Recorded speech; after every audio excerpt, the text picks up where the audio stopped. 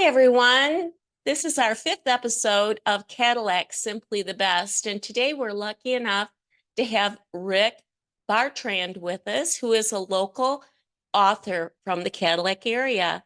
I met Rick recently at the author seminar that was happening downtown in Cadillac a few weeks ago, headed up by the library. And last episode, we had Tracy Logan here, and she spoke to us about that event. But I'm really excited. Welcome to Cadillac Simply the Best, Rick. Thank you, Rose. It's great to be here. Yeah, it's really exciting. Let's stop. I have to turn her off. So let's get right into it, Rick. You're an author. How did you start your whole career as an author, and what is your background? Well, it's kind of a long story, and I never really had it in mind to be an author. It just kind of fell in my lap. Because I've always been into the artistic side of life, like drawing or painting, woodworking, photography, and that kind of artistic outlet. But about 20 years ago, I just started writing, not even to be an author, but more of just I call it a brain dump. Yeah. Just to get out of my head what was in there. Sure. And clear my thoughts. And after about 20 years and a whole lot of life experience, I just decided to throw some stuff together. And boy, have you. You've brought with you 5 separate books with him today. He's got quite a few books to offer, and I'm so excited that you decided to do this 20 years ago. It's such a great example to everyone to go ahead and take that jump and be an author and just put your thoughts down, and you have some really, really compelling thoughts from what I can see. And so how has the journey gone for you? it's been a lot of ups and downs, a lot of rough patches, a lot of goals that you fall short of, but you just keep going. Isn't that the truth? Because it wasn't until maybe 5 years ago that it even popped into my head that I could be an author. Really? Yeah. The whole 20 years of writing was just, like I said, just journaling and getting things out of my head. And what inspired my first book was social media, because after a whole lot of life experiences, I posted a lot of inspirational or thought-provoking questions or statements on my social media page. And after about 5 years of doing that, that an idea popped into my head of, well, why don't you put all of those in a book, which inspired my first book, which is called Bite-Sized Life Lessons. Oh, let's take a look at it. This was my first one here. Bite-Sized Life Lessons, Okay. Modern Day Proverbs. Nice. Isn't that beautiful? It's a really nice book. Modern Day Proverbs. Fantastic. And how did the publishing, how did you publish it? Self-published through Amazon. Through Amazon. How are they to work with? The first book I went back and forth a few times because of their process and how they do things. And you have to be very meticulous with their guidelines in order to live up to those. But after you do one or two, then you kind of get the hang of it. Right. You get used to their procedure. Yes. Okay. Well, this is really exciting. And so really, this is your day. Did you want to go a little deeper in your books, or would you like to move on to more questions? The second book I wrote, well, the second volume of Bite-Sized Life Lessons was the third book that I wrote. There's 2 volumes of So that. he has two bite-sized life lessons. And just so that you kind of get an idea of what these books are about, it's really his voice of experience. And it says here, a challenge to traditional thinking, inspirational guidance, and who doesn't need that? Treasures of wisdom, thought-provoking and practical advice. And I see you've gotten some feedback on your books from people. It says here, life-changing, what a great book, amazing book, a must read. Fantastic. Sounds like you've got some fans out there. There's a handful. Awesome. And so then you went on to continue the book into a volume 2. And so we still have another raving fans, helpful, insightful, great uplifting book, and very thought-provoking. Well, congratulations. This is way more than most aspiring authors do. So I'm very, very, very proud of you, and congratulations on that. Thank you very much. You bet. So, Number 3 is in the process. oh, and he's got another bite size coming. All right. So tell us about your second book. This one is entitled, So You Think You're an Atheist. Oh, And dear. this was actually the one that I started about 20 years ago without the intention of becoming a writer. Because my story behind that is I was raised in a church, and I'm not the kind of person that just believe things just because somebody told me that I had to believe them. But of course, when you're being raised in it as a child, you don't really think that much about it. But observing through all the different religions and noticing the way people act inside of the church and the way they act outside of the church, it can be confusing if you're an intuitive or an inquiring person. So And when notice patterns. when you titled it, So You Think You're an Atheist, was that a question to yourself, or was it a question to other people? Both, actually. It started out with a question to myself and all the questions that I had to answer in order to be an authentic claiming atheist.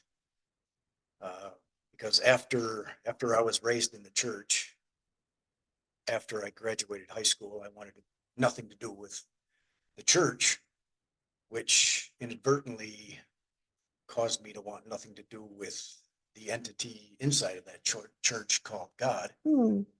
So I joined the military, and in the military, I lived as though I were an atheist. And after I got out of the military, I became a truck driver, which is nothing but time to think, because it was coast to coast. So Wow, that's a lot of miles. yeah, very, and a lot of time to think also. And think I did, because one question triggered another one and another one and another one until I had so many questions that I had to answer in order to be that atheist. Then I started questioning atheism as I questioned religion. Oh, wow. So, and it wasn't until I got rid of every single bias, every single preconceived idea, the questions I had to ask myself, and getting rid of also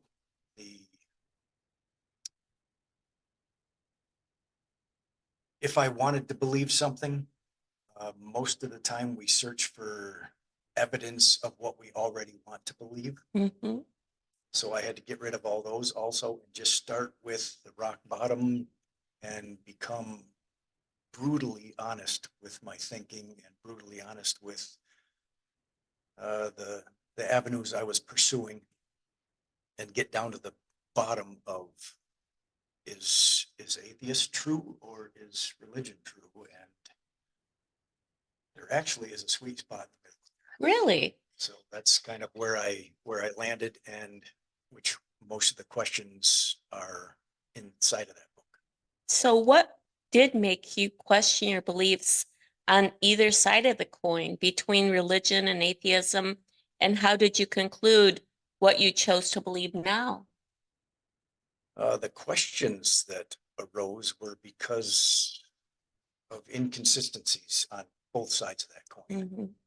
And as I mentioned before, is I don't tend to believe something just because somebody tells me that that's what I should believe.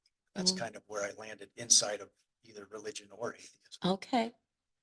So that's So where where I are you started. now? Are you able to, have you sorted that out? Have And Great. what happened? I Or do have, we have to read the book? that would help. But you don't have to read very far into the book to conclude which side of the coin that I landed on, and that is a firm believer in a creator, of Okay. which I label the source of all life. Mhm. I try to stay away from even the reference to God. That is, I mean, to some people, pizza is God. Mm. Or self is God. So that's Mhm. kind of like a generic term for an all-powerful entity or somebody worth worshiping. So I refer to him as the source of The all life. source, yeah. Well, that sounds like you really have done a deep, deep dive into the, the whole nature of reality and where we, where we come from, maybe? Did you decide where we come from? That was a lot of it. I still have a few more books on the back burner. Okay. All right. Well, that sounds exciting. You've got more coming, and your website and your business cards say you're a writer, a speaker, a coach. What do you speak about, and who is your audience for coaching? Most of my attention goes towards writing. Okay. Uh, Coaching was, I found that a lot of people that I talked to that were kind of struggling with what they were going through during the day, I was always quick to jump in and offer some kind of solutions.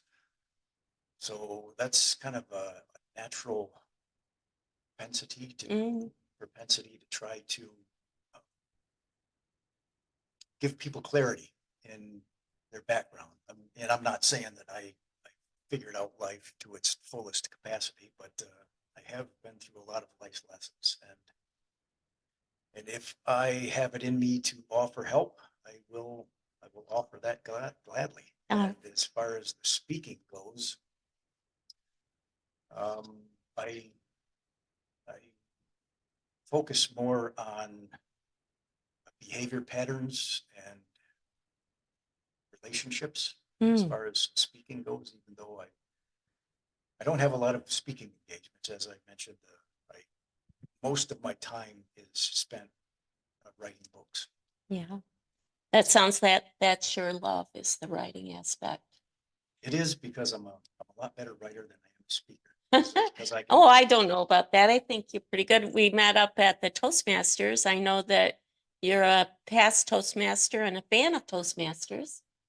and I might possibly venture back into that arena one day. Awesome. Well, that would be really cool. So let's keep going. This is my favorite one of your books because I'm a big goal planner and that kind of thing. Let's look at your next book there. This one is 90-day goals, goal planner. And, it's more of a daily planner that you shoot for 90 days. Mm-hmm. It's got daily, weekly, and monthly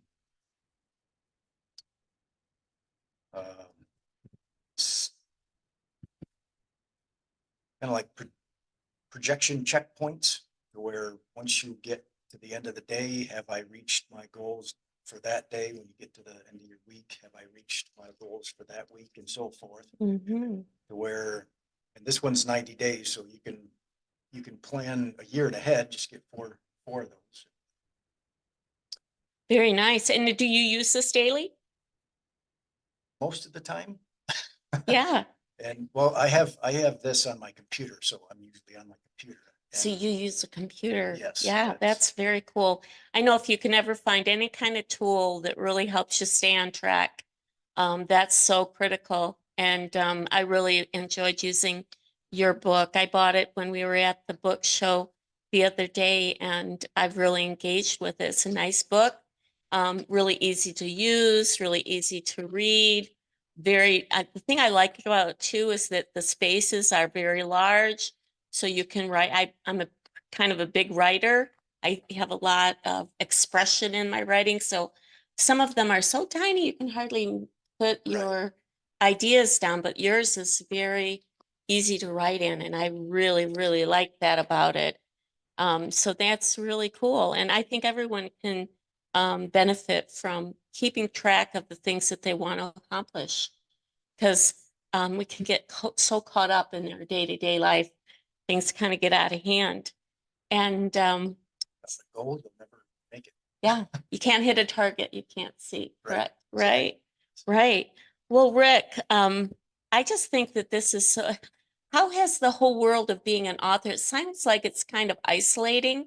What do you do to kind of, do you ever leave your office and what other kind of things do you do with your time? I've I've always loved woodworking and Hmm. construction projects, that kind of thing. So on the weekends, I'm usually out uh, helping a friend build his house. Oh, that's awesome. So for the past few years, each year there's like a new project going on. Uh-huh. First year we built this pole barn, and then the next we built a greenhouse. And the past couple Wow, years we've been on his house. that's fantastic. And I do projects around the house. Uh-huh. Cement work. I've dabbled in pretty much every trade there is to Uh-huh. dabble in. So I'm kind of a handyman at Yeah, heart. that's really cool. I bet your friend really appreciates all that help. Yes. I know that it's always better when you have a couple people helping you out do anything. So like today I've got David helping me, you're here. We always need each other, and I think that's awesome. And so have you you've got one more book there. Let's jump into your next book. This book was actually a poem that I wrote for my granddaughters. Can you read to us a little bit of it? But and this is actually based on the experiences that I experienced with them. Oh. So it was a poem that I wrote. So what is your granddaughter's name? Braylon and Harriet. Awesome. And So, their nicknames by their dad are Susie Q and Patty Snacks. okay, So it's that's cute. how I wrote the book. Isn't that beautiful? Followed that. Love it. So just flip to a page. And they love to sit and read a book, stack blocks, do puzzles, laugh, and cook. Their bond is strong. They're never apart. In each other's company, they are one at heart.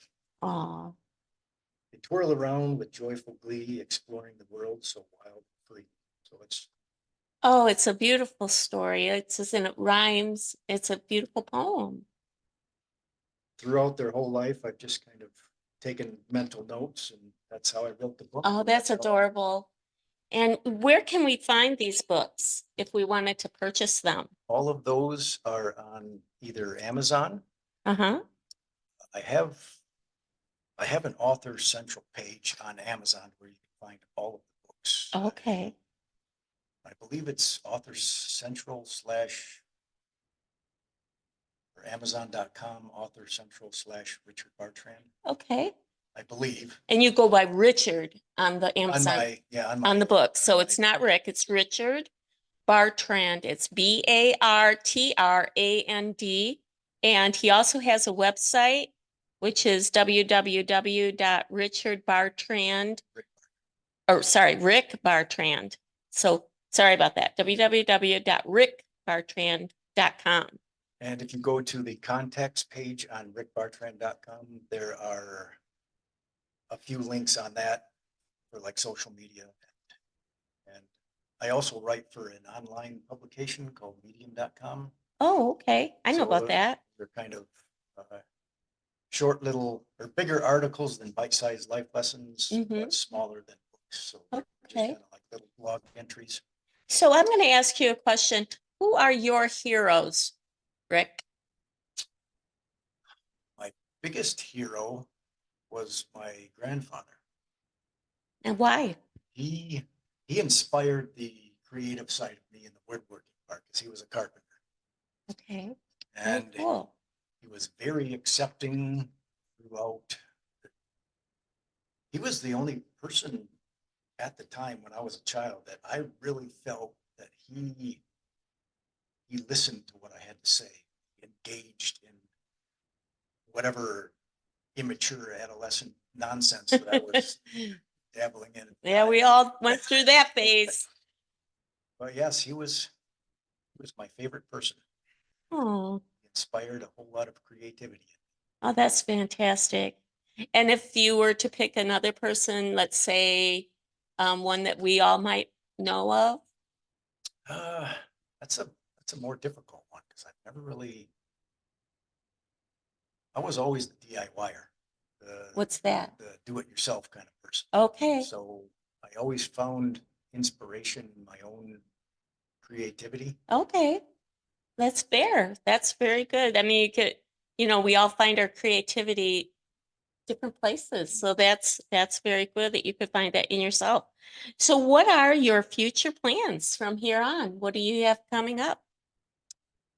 Um, I have I have about two or three more main book titles I want to dig into. I'm already 5 chapters into my next book. I haven't landed on a solid title for that one yet, but it Mhm. is going to be based on as close to absolute truth as you can find uh, this side of eternity. Wow, So to that's a speak. big promise. Yes. But as I mentioned before, the if you want to find absolute truth, the very starting point that you have to start at is being brutally honest with yourself Oh, wow, that's not easy. and dropping all the biases and all the preconceptions and the programming from childhood and just start from ground zero. Kind of like pour yourself out and empty yourself, everything. Just and start somewhere. Very cool. So, where do you live in the city, the country? I live in the country, just south of Cadillac, Okay, Tustin. nice. Yeah, it's a beautiful area. And so how long have you lived there? Uh, for the past 8 years, 9 years Mhm. ish. Yeah, I lived in Cadillac for probably about 17 years. okay. So you've been around these parts for a long time. Well, I always ask people their very favorite thing about Cadillac because we are on Cadillac Simply the Best. What is your favorite thing that makes Cadillac Simply the Best for you? Like the lakes, Oh, yeah. recreational aspect of it, just walking around the sidewalk on the lakes is very peaceful walk, It especially certainly early in the is. morning. That's right. That's very true. Well, is there any other things you'd like to review with us before we close out this podcast? I think we pretty much hit it. Check my notes real quick here. Well, I just think that he has so many nice books. And if you want to check them out, make sure you go to Amazon.com and look up Richard Bartrand. And his website is rickbartrand.com. And we really, really look forward to the new books he's got coming out. And I can attest for personal experience, this is a great journal or a great goal helper document that helps you really journal the things that you want to get through, things you want to get done. And I think 90 days it's a nice size. It's not overwhelming like a full year. And so please take a look at the books. And any last thoughts? I will also be writing a curriculum. A curriculum for what? Teaching curriculum. It's kind of like a compilation of all the books that I've written, short form, long form. It's more of a training period. Do or you have trained. like proteges that are teaching your curriculum? Not yet, but it will be one of those things to where once I teach it to a small group, Right. to try to get that small group to teach a small group. Very cool. So So you it's- create a community. Awesome. Well, thank you, everyone. And thank you, Rick. It was so nice for you to come in and talk to us about all your books. And we wish you nothing but the best. And hey, come on back when you've got that next book published. I will do that. Thank you Okay. for having me. It was fun. All I right. enjoyed Thank it. you very much. And have a great day in Cadillac, everyone. Thank you, David.